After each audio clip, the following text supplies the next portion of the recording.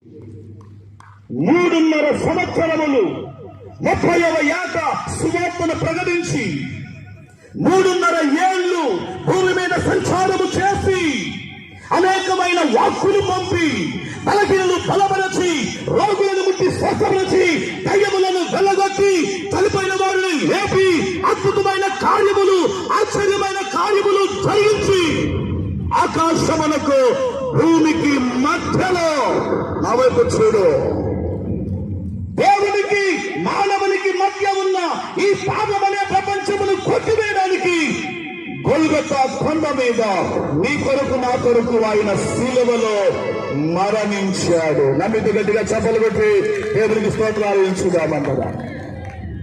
ఆయన మరణం నీకు ఆదరణ, ఆయన శిలువ మరణం నీకు నెమ్మది. నీకు నెమ్మదినివ్వడానికి ఆయన చనిపోయాడు.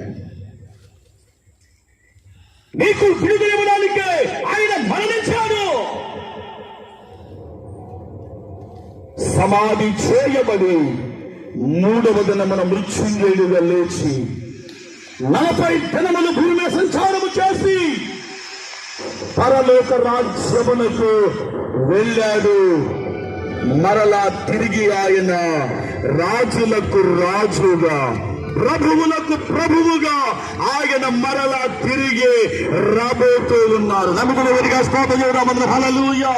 ఆయన రాకడ దినములలో బతుకుతున్నటువంటి నీ జీవితంలో ఇంకా విచారముతో ఉన్నావేమో, అసమానంతో బతుకుతున్నావేమో, నెమ్మదిగా జీవిస్తూ ఉన్నావేమో, ఆదరణ లేక బతుకుతూ ఉన్నావేమో. ఈ రాత్రి ఒక శ్రేష్టమైన అనుభవం ప్రభు నీతో మాట్లాడుతూ ఉన్నాడు.